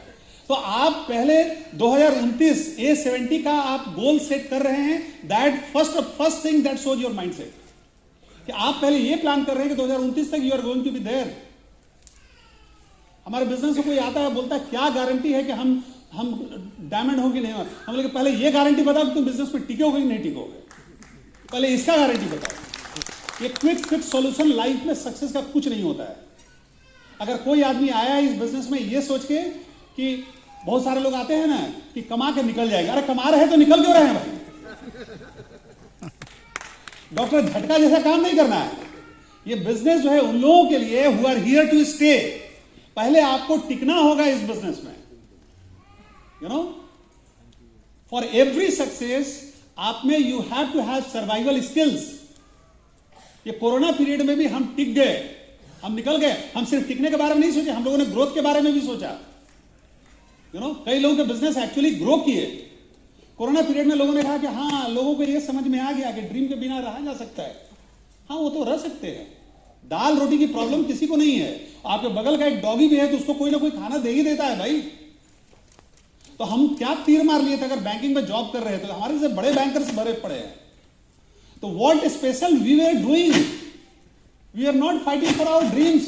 और अगर आप सपनों के लिए जिंदा नहीं हैं तो आप सर्वाइवल के लिए जिंदा हैं। अगर आपके पास सपने नहीं है, you are just living for your survival. So have to have certain, आप लाइफ में कुछ मिशन पाल के चलिए ना। Have some mission in life. हमको अच्छा लगा, कम से कम आपके यहाँ के जो चीफ मिनिस्टर हैं वो यहाँ पर एक स्पोर्ट्स कैपिटल बनाना चाहते हैं इंडिया का। कुछ तो कारण है यार, कुछ तो आपके लाइफ का मिशन है। कि बस लाइफ का एक ही मिशन है कि भैया किसी तरीके जो हमारे बाबूजी का था या उनके बाबूजी का था कि किसी तरीके से स्कूल में कॉलेज में पढ़ाई करनी है और पूरी जिंदगी जो है 60 साल की उम्र तक नौकरी करनी है और उसके बाद बाल बच्चों की शादी कर देनी, उसके बाद दरवाजा बंद करके सूत जाना, उसके बाद ऊपर चले जाना। ये हम लोग एक ऐसे समय में जी रहे हैं जहां हमारे पेरेंट्स के पास ऐसी अपॉर्चुनिटी नहीं थी। हम और आप सिचुएशन को, सर्कमस्टांसेस को ब्लेम नहीं कर सकते हैं। आज लोग बड़े बड़े सपने देख रहे हैं। आज एक गांव का निकला हुआ लड़का एक सपना पाल रहा है। एक नवाजुद्दीन सिद्दीकी निकल रहा है यूपी के एक गांव से और वो ये डिसाइड कर रहा है कि जब तक एक्टर नहीं बनूंगा मैं बॉम्बे से वापस नहीं आऊंगा अपने गांव में मुंह दिखाने के लिए। सपने ऐसे होते हैं, सपनों का कोई डेट नहीं होता है, गोल का डेट होता है, सपनों का कोई डेट नहीं होता है। जब तक सपने पूरे नहीं हो जाएं, you have to keep fighting on, fighting on, fighting on, fighting on till the last breath of your life. You have to live for certain values. आपके लाइफ में कोई वैल्यू है भी कि नहीं है? ये तो बहुत साधारण है, आप साधारण जिंदगी जी सकते हैं, यू नो। तो अगर A70 तो एमए सेलिब्रेट करेगी, उसमें बहुत सारे नए डायमंड होंगे, बहुत सारे न्यू क्राउन एम्बेसडर्स होंगे, फाउंडर काउंसिल मेंबर्स होंगे। इंपॉर्टेंट है कि हम और आप वहां हैं कि नहीं है। That is something that decision you have to take. आपको डिसीजन लेना है। ये इंजन 1 चल रहा है, इंजन 2 चल रहा है, कोई इंजन आपके लिए काम नहीं करने वाला है unless until you have got your own dreams. आपके सपने इसके साथ अटैच रहे कि नहीं। अगर आपके सपने इसके साथ अटैच नहीं है, it is not going to work for you. आपके लिए कुछ काम नहीं करेगा। आपके लिए इंजन पर इंजन पे इंजन नंबर 99 भी आ जाएगा तो आपके लिए काम नहीं करेगा। ये 4 बेसिक्स है ना। जिनको इंजन 1 से भी किए हैं वो भी अपना पिन चेंज किए हैं, जो इंजन 2 से किए वो भी पिन चेंज किए हैं। इंपॉर्टेंट क्या था, वो लाइफ में पैशन था कि नहीं, वो ड्रीम था कि नहीं। हम लोग को भी 2 साल पहले बोले थे हमारे सैम अर्जुन जी कि वो तो अगर किसी को मोटापा कम कराना है तो आप ढूंढते हैं ना कोई मोटा आदमी मिले। ऑफ कोर्स आप मोटा कम कराने के लिए आप डॉक्टर साहब को तो आप ढूंढेंगे नहीं, ये तो ऑलरेडी स्मार्ट है, एकदम फिट फाट है। तो उसने हमको एक मुल्ला समझा, बोला कि एक मुर्गा मिला है, ये इसको जो है इसका वजन कम करना है। उन्होंने हमको फोन किया कि सर आपको हम डाल दें, एक इंडिया लेवल पर कुछ सीनियर लीडरशिप का वेट मैनेजमेंट का करना है, तो आप LSE में हैं तो आपको उसमें हम डाल देते हैं। हमने खबरदार, कौन बोला तुमको, मेरा कोई गोल नहीं है वजन कम करने का। हमारा तो अभी है कि हम अभी 10-20 साल और खाने वाले हैं। हमको 108 kgs को 118 kg ले जाना है, हमारा कोई गोल नहीं है। नहीं है, हम तो आपका नाम लिख लिया, हमने तो तुरंत काटिए नाम, क्योंकि मेरा कोई रीजन नहीं बना था। लेकिन वही अनुज सिंह, जिस दिन ये पता चल गया कि ये ट्रांसफॉर्मेशन मेरे लिए नहीं जरूरी है, ये ट्रांसफॉर्मेशन जरूरी है क्योंकि मेरा गोल है क्राउन एम्बेसडर जाना, और ये बाधा बन रहा है, जिस दिन मेरा वेट, हमने उसे डिसीजन ले लिया। किसी अर्जुन सिंह, किसी आम्बे, किसी सैम मैन को बोलने की जरूरत नहीं पड़ी। तो जिस दिन आपके सपने किसी चीज के साथ अटैच हो जाएंगे, आपको सुबह 6 बजे का सुबह 8 बजे उठना आपको भारी लगेगा। If it is not important for you, you have to find your own reasons. आपको you have to connect your dream with your work. आपके लिए कोई भी काम तभी करता है जब आपका दिल उसके साथ लगा हुआ है, आपके सपने उसके साथ अटैच्ड हो। जिस दिन आपके पैशन के साथ आपकी ड्रीम अटैच हो गई, आपके प्रोफेशन के साथ आपकी ड्रीम अटैच हो गई, उस दिन आपको सक्सेसफुल होने से कोई नहीं रोक सकता है। हम लोग को 24 kg कम करना हमको पता ही नहीं चला, क्योंकि हमको ये मालूम चल गया कि 108 kg से 84 kg लाना हमारे लिए कोई प्रॉब्लम नहीं था, क्योंकि ये हमारे लिए जरूरी था, क्योंकि हमें अपने पिन को चेंज करना है। जिस दिन ये पता चल गया, हमारे लिए कोई वेट मैनेजमेंट कोई प्रॉब्लम नहीं है। आप जो बोलिए, दिन भर खाएं न खाएं, क्या करें, वो मैटर नहीं करता है, because now it is connected with my dreams. So you have to, देखिए, एक ड्रीमर होता है, एक ड्रीमिंग जोन में आप होते हैं और एक रियलिस्टिक जोन में होते हैं। जब तक आप ड्रीमिंग जोन में होते हैं तभी लाइफ की बड़ी अचीवमेंट होती है। रियलिस्टिक जोन तो आपको गरीब बना के रखेगा, वो आपको ये बताएगा कि कैसे कोई चीज़ नहीं हो सकती है, वो आपको वहाँ फोकस कराएगा जो आपको लाइफ में फेलियर की ओर लेकर जाती है। Don't try to be realistic in life, always be in dreaming phase. हमेशा सपनों की दुनिया में रहना सीखिए। मिडिल क्लास हमेशा रियलिस्टिक जोन में होता है। कोई एमए में सफल नहीं होता है, कोई पास नहीं होगा, सब चोरी से मेडिकल पास होता है, सब चोरी से IAS पास होता है, अमीर घर का लड़का सब बर्बाद होता है, सब ड्रग लेता है। ये सारी मिडिल क्लास की सोच होती है। मिडिल क्लास ये सोचता है कि एमए का प्रोडक्ट बिकता ही नहीं है। लोग तो ये सोचते हैं, लोग ये सोचते हैं कि एमए में कोई सक्सेसफुल नहीं होता है। लोग ये सोचते हैं कि एमए तो यहाँ आया था, गायब हो गया, जैसे कोई महामारी हैजा या कलरा गायब होता है आपके इलाके से। उसके पड़ोस से कोई आदमी एमए करना बंद कर दिया, वो सोचा कि एमए बिजनेस ही बंद हो गया है। हमारे एक रिश्तेदार थे ना, तो वो बोलते थे, वो कुछ भी चीज में छोटा देखते थे। तो जब हमारा पायलट ऑफिसर में मेरा सिलेक्शन हुआ था, हालांकि उस समय मेडिकल होना बाकी था उस समय, तो उन्होंने कहा, अरे पायलट क्या है तो जैसे बस का ड्राइवर होता है वैसे पायलट भी एक ड्राइवर होता है। बस का ड्राइवर नीचे चलाता है, ये ड्राइवर ऊपर चलाता है। एक बार पेपर में आया, जब हम लोग बैंक में मैनेजर थे, तो एक पेपर में आया कि एक ब्रांच मैनेजर को अरेस्ट कर लिया गया, कुछ बैंक में गबन हुआ था। तो वो पेपर लाकर मेरी माँ के सामने पढ़ रहे हैं कि ब्रांच मैनेजर अरेस्ट हो गया। ब्रांच मैनेजर आजकल बहुत पकड़ा रहा है सब, मैंने अब अनुज सिंह भी पकड़ाने वाले हैं। यू नो, नॉन ड्रीमर कैसे कैसे होते हैं। एक आदमी को मेरा डाउनलाइन किया प्लान दिखाने, तो बोले कि आपके अपलाइन स्टेट बैंक में चीफ मैनेजर थे, वो कोई नौकरी छोड़ता है, जरूर उनको निकाल दिया होगा। यू नो, तो लोगों की सोच ऐसी ऐसी होती है। ये सारे नॉन ड्रीमर्स होते हैं। रियलिस्टिक जिंदगी में कभी मत बनिए, जिंदगी की हकीकतों को मत देखिए ना, मत देखिए फेलियर को, मत देखिए कि उससे बिजनेस क्यों नहीं हुआ, उसका किस्मत खराब था, उसकी सोच खराब थी। हमारी किस्मत अच्छी है, हमारी सोच अच्छी है, मैं डायमंड जाऊंगा, मैं इसलिए। Yes, don't see the crowd, C those special people जिन्होंने लाइफ में कुछ किया है। उनसे आप कभी नहीं सीखते हैं जो एग्जाम में फेल करते हैं। अगर आपको आईएम पास करना है तो देखिए यहां चंदन बैठा हुआ है, ask him, he will give the tips. हमारी बेटी को कुछ उसको उसके बॉस से प्रॉब्लम हुआ, अब हमको तो कुछ बताती नहीं है, हम लोग तो सब बेवकूफ समझती है। दुनिया में सब हमारी बात माने, मेरा बात चंदन मान लेगा, लेकिन मेरी बेटी जो है चंदन का बात मानेगी। कोरिलेटिविटी की बात होती है कि आप किससे कोरिलेट करते हैं, तो आप किस जोन में हैं, कहां आप अपने आप को रखते हैं। ड्रीम में तो इतनी ताकत होती है कि your ability will increase to match your dreams. आपकी एबिलिटी बढ़ जाती है, आपकी सेल्फ इमेज बढ़ा देता है। बहुत सारे प्लेयर्स हैं जो जब काउंटी में खेल रहे थे तो इतने अच्छे प्लेयर नहीं थे, जब रणजी ट्रॉफी खेल रहे थे, दिलीप ट्रॉफी खेल रहे थे, लेकिन एसोसिएशन मिला बड़े प्लेयर्स का, संगत मिला बड़े प्लेयर्स का, और वहां से उसकी उनकी ग्रेटनेस बढ़ गई, उनकी एबिलिटी बढ़ गई। वो ऐसे प्लेयर नहीं थे। विराट कोहली इतना महान अच्छा प्लेयर था, he was not a great player, लेकिन वो सचिन के एसोसिएशन में उसको ड्रेसिंग रूम शेयर करने का मौका मिला, and he became from a good player to a great player because of the association. वो भी सोचने लगा, उसको लगने लगा कि हाँ मेरे बगल में ऐसा आदमी बैठा हुआ है जो ओडीआई में 50 सेंचुरी मारे हुए है।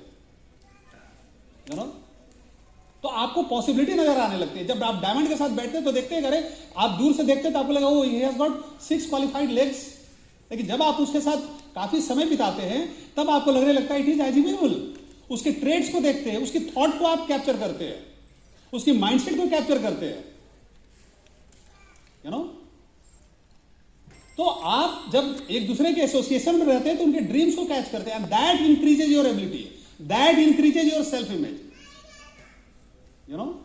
डॉक्टर ब्राइस की किसी टॉक में मैंने सुना था कि ट्रिपल डायमंड लेवल पर जाकर वो रुक गए थे, लेकिन वो मैक्रोविच जो जर्मनी से आया था, जो क्राउन एम्बेसडर, उनकी उन्होंने होस्टिंग किया, और वो होस्टिंग करने के बाद उन्होंने ड्रीम पाल लिया क्राउन एम्बेसडरशिप का, 2 साल में क्राउन हो गए। तो आदमी एक जगह पर जाकर रुक जाता है। You are not challenged by someone. You have to be challenged by your situations. Certain situation आपको चैलेंज देती है, वो तो हमारे टीम में एक आदमी है, 2 लड़का लड़ते हुए आया ना, बोला कि सर एक कंफ्यूजन है। क्या कंफ्यूजन है? कि सर ये जो एमवे का जो लेगेसी है वो 7 जनरेशन जाता है कि 8 जनरेशन जाता है? ये बोल रहा है 7 जनरेशन, हम बोल रहे हैं 8 जनरेशन जाता है। हम लोग जाके प्लान दिखाओ, नहीं तो यही तुम्हारा आखिरी जनरेशन हो जाएगा। तो अल्टीमेटली तो फालतू चीज में डिस्कशन करने से कोई फायदा नहीं है, है कि नहीं? अगर आप पिन चेंज करना चाहते हैं, कितने लोग डायमंड जाना चाहते हैं? वेरी गुड, कि हाथ मत उठाइएगा, लेकिन यू हैव टू चेक क्या आपने नए लोगों को यहां बिठाया है?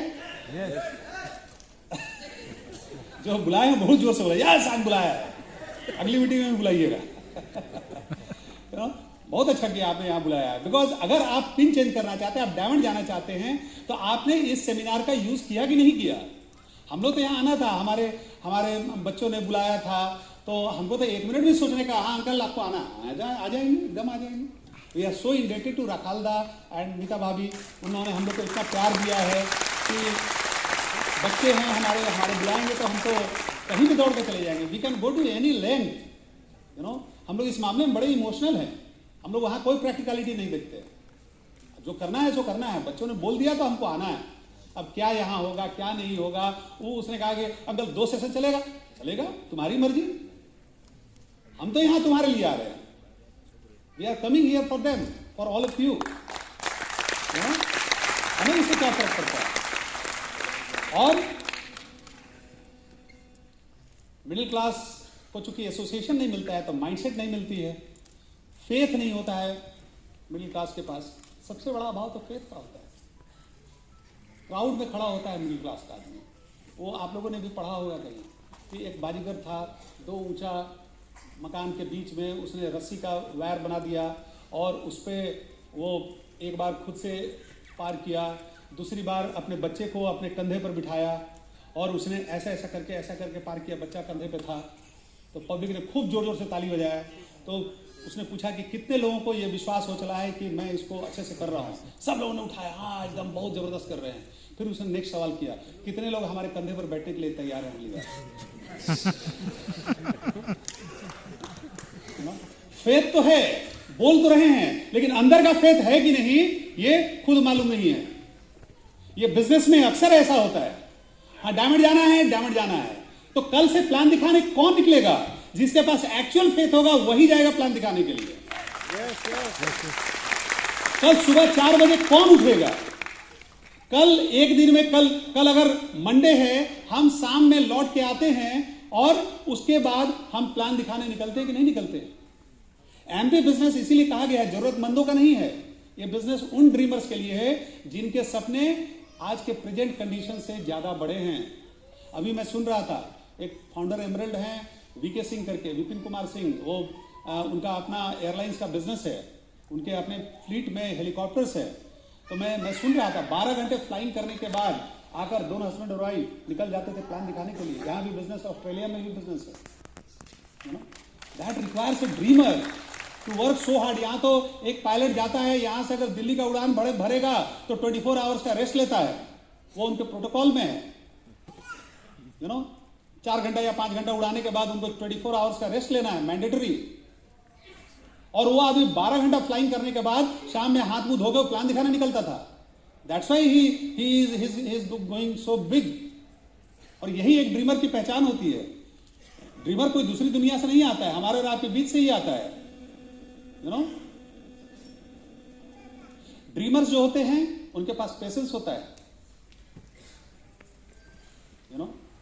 वो देखते हैं ना कि जो बढ़िया बॉक्सर होता है वो बॉक्सर वो नहीं होता है जो अच्छा पंच चला सके। अच्छा बॉक्सर वो होता है जो लगातार पंच ले सके, because he waits for his time. Muhammad Ali का सबसे बढ़िया क्वालिटी क्या था? आप पंच चलाते थक जाते थे, वो इवेसिव होते रहता था और लास्ट में एक पंच मारता था, गिर जाते थे, वो आपको थका देता था। तो जो नॉन ड्रीमर्स होते हैं ना, उनके सपने छोटे होते हैं। उनके पास पेशेंस नहीं होता है, उनके पास एक्शन में पेशेंस होता है कि आज प्लान नहीं दिखाएंगे, कल दिखाएंगे। लेकिन जो ड्रीमर होते हैं उनके पास ड्रीम्स के लिए पेशेंस होता है, एक्शन के लिए वो मोस्ट इम्पेशेंट होते हैं। तभी तो आदमी 12 घंटा काम करने के बाद उसके पास पेशेंस नहीं था, वो जाकर प्लान दिखाता था। जो नॉन ड्रीमर होते हैं उनको पैसा तुरंत चाहिए। हमको 1 लाख रुपया कब आएगा? एक लड़का हमसे बोला कि हमको 3 महीना में 1 लाख रुपया आ जाएगा। हमने कहा कि नहीं, ये बिजनेस उन लोगों के लिए नहीं है जो 3 महीने में 1 लाख रुपए की इनकम चाहते हैं। ये बिजनेस उन लोगों के लिए है जो इस 1 लाख की इनकम के लिए 3 साल वेट करने के लिए तैयार है। यस।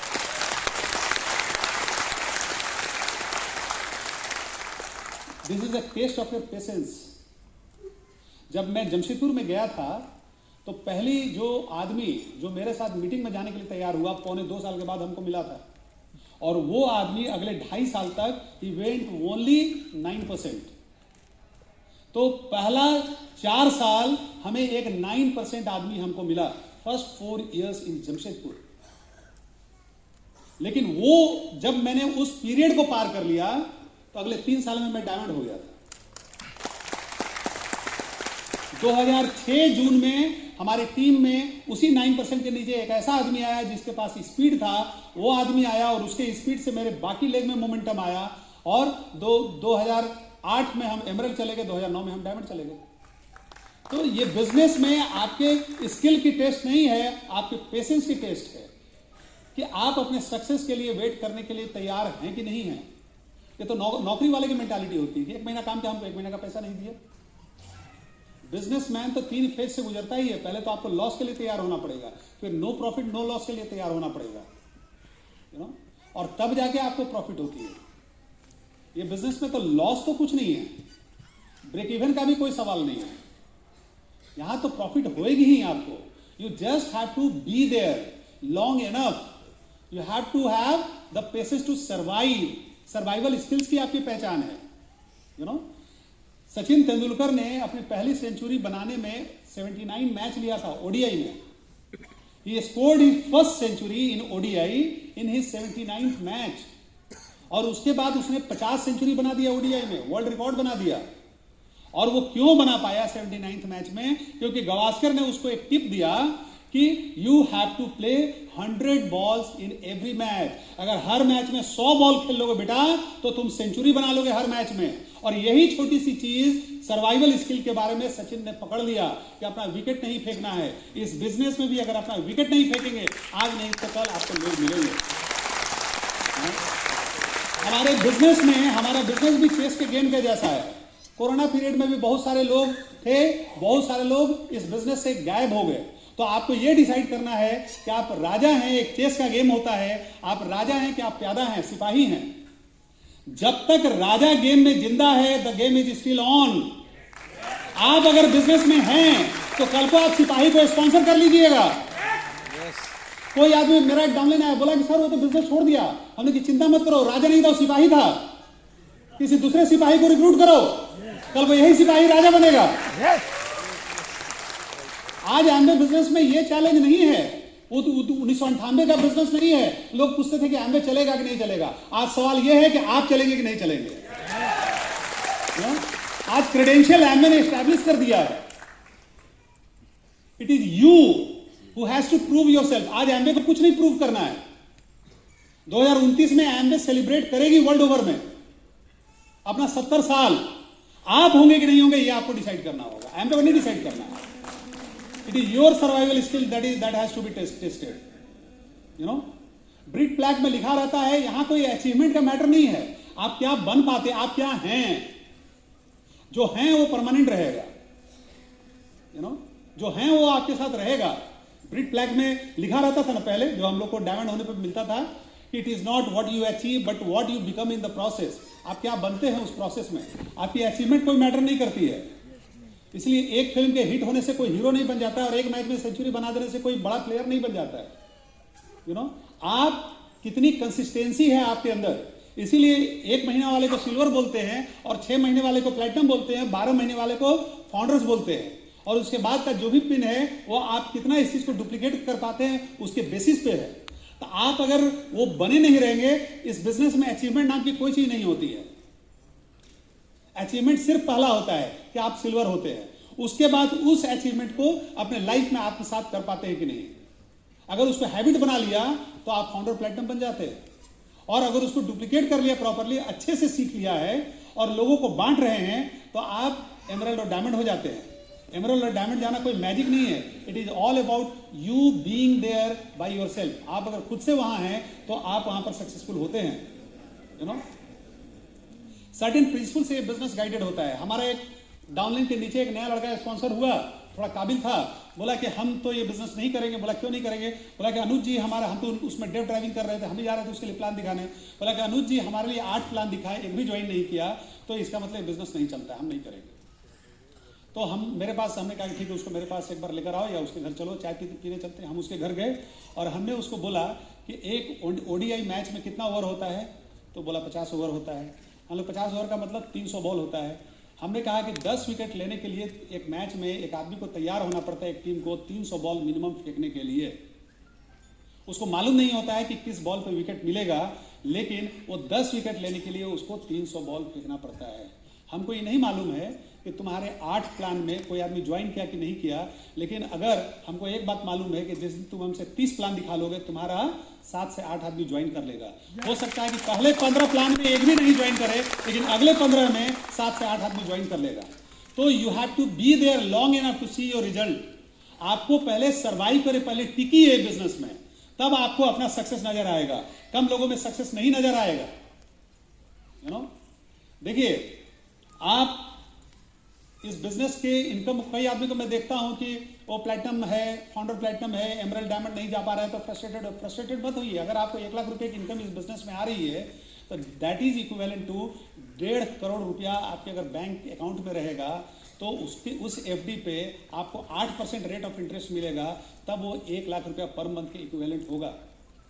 1 लाख रुपया पर मंथ अगर आप हाउस रेंट अर्न करना चाहते हैं तो आपके पास 5 करोड़ की प्रॉपर्टी होनी चाहिए। 1-1 करोड़ का 5 मकान होगा, पर मकान से आपको 20,000 रुपया रेंट मिलेगा। क्या डॉक्टर साहब, एक मकान से 20,000 रेंट मिलेगा ना, उसके लिए 1 करोड़ का मकान खरीदना पड़ेगा। तो 1 लाख रुपया अर्न करने के लिए 5 ऐसा मकान खरीदना पड़ेगा। तो 1 लाख रुपया एक प्लैटिनम की अगर इनकम होती है तो उसकी ऑर्गेनाइजेशन की वैल्यू होती है 5 करोड़ रुपए की। तो आप कई आदमी बड़े इंटेलिजेंट है सवाल करने में, बोले कि सर वो 5 करोड़ का मकान है, कल को तो 10 करोड़ भी हो जाएगा। हमने कहा हाँ, वो प्लैटिनम का इनकम कल को डायमंड इनकम में कन्वर्ट हो जाएगा, तब उसको कैलकुलेट करना मुश्किल हो जाएगा। अदरवाइज हमने कहा कि आपका सवाल तो यही है कि एक छोटा बच्चा आके बोला बड़ा कि वो देखो ना हमको बोलता है कि तुम हमसे 5 साल छोटे हो, तो हम 5 साल के बाद उसको दिखा देंगे कि हम उससे बड़े हो गए। उसको मालूम नहीं कि 5 साल बाद वो बच्चा भी बड़ा हो जाएगा 5 साल बाद।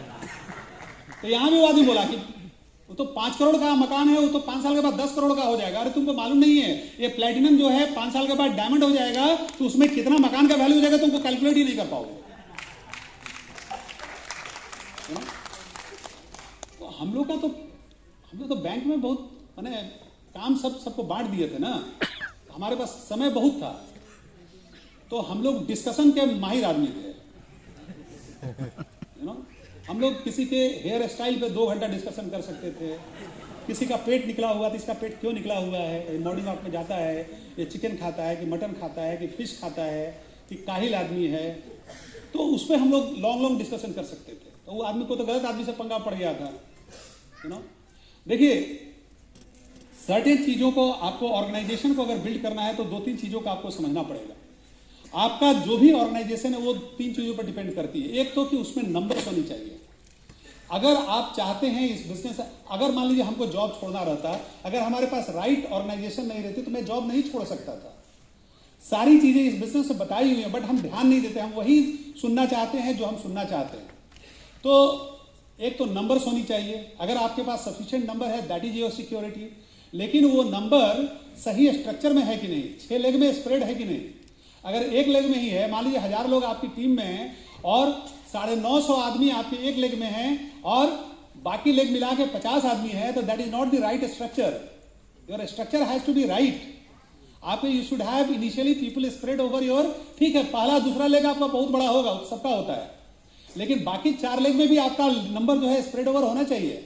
एंड तीसरी चीज है कि आपके हर लेग में लीडरशिप है कि नहीं, because that ensures your security.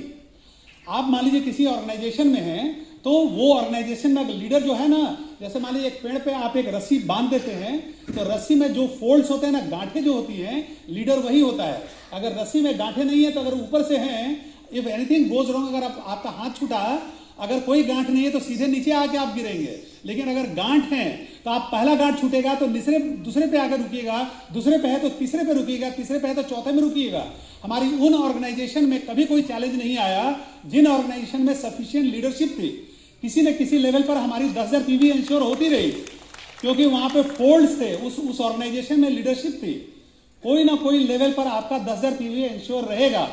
सो कभी भी स्ट्रक्चर बनाते हैं, ऑर्गेनाइजेशन बनाते हैं, तभी आपको लॉन्जिविटी मिलती है।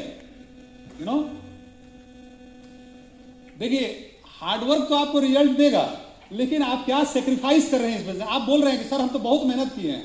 मैंने बहुत सारे ऐसे लोगों को देखा है जो मेहनत तो कर रहे हैं, प्लान तो दिखाने निकलते हैं, लेकिन मूवी भी चले जाते हैं, हर बर्थडे पार्टी में जाना है, हर शादी में जाना है। अगर जिंदगी में सारा काम करते करते अगर इस बिजनेस को करेंगे तो यहां पर कभी सक्सेसफुल नहीं हो पाएंगे।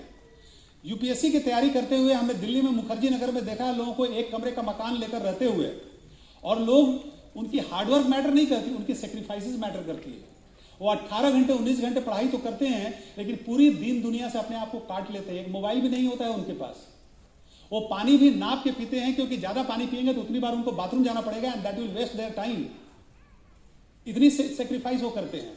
बल्कि मैंने कई ऐसे लोगों को देखा है जिनका IRS में हो चुका होता है, इंडियन रेवेन्यू सर्विसेज में हो चुका होता है, वो ड्रीम बनाते हैं कि नहीं हमको IAS करना है, और फिर वो 1 साल का अपना वो ज्वाइनिंग को पोस्टपोन करा लेते हैं और वो सबैटिकल ले लेते हैं, वो ज्वाइन नहीं करते हैं, और वो IRS हैं इनकम टैक्स कमिश्नर हैं, लेकिन वो जिंदगी नहीं जीते हैं। उस जिंदगी को छोड़कर वो एक स्टूडेंट के लाइफ में 1 साल बिताते हैं, फिर दोबारा देते हैं, क्योंकि उन्होंने एक ड्रीम पाला है IAS बनने का।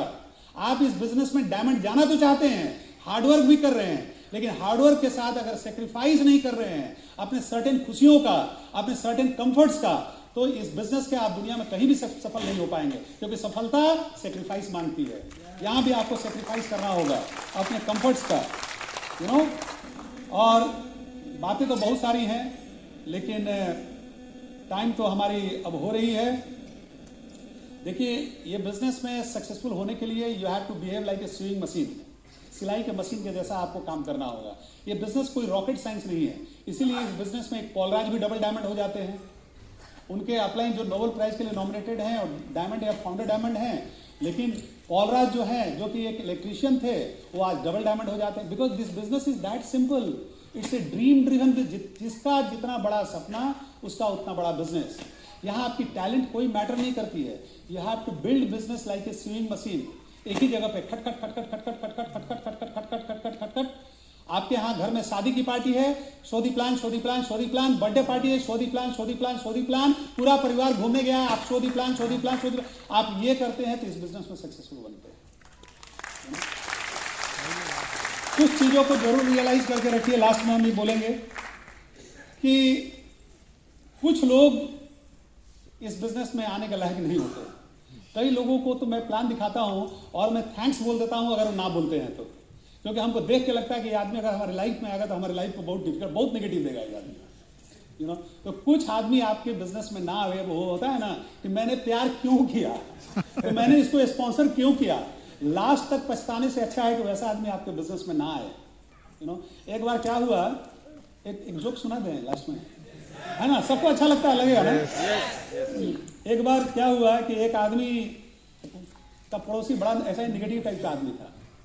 तो आदमी पहचानता था लेकिन कुछ नहीं बोलता था, लेकिन उस आदमी बगल के पड़ोसी वाले के घर में एक तोता था, और तोता को ही मालूम था कि मेरे मालिक का जो पड़ोसी है बहुत नेगेटिव आदमी है। और वो जब सामने से गुजरता था तो तोता उसको देख के बोलता था कि तू गधा है, तू गधा है, तू गधा है। आदमी को बहुत गुस्सा आता था लेकिन कुछ कर नहीं पाता था। रोज सुबह 10 बजे ऑफिस के लिए निकलता था, उसको सुनाई देता था कि तू गधा है, तू गधा है, तू गधा।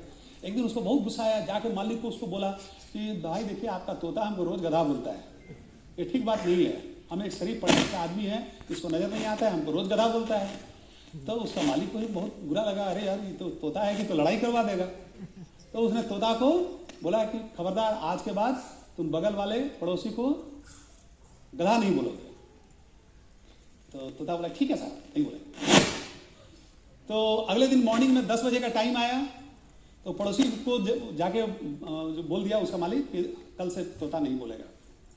तो वो जा रहा था सामने से, पड़ोसी जो था, और ऐसे सर करके जा रहा था।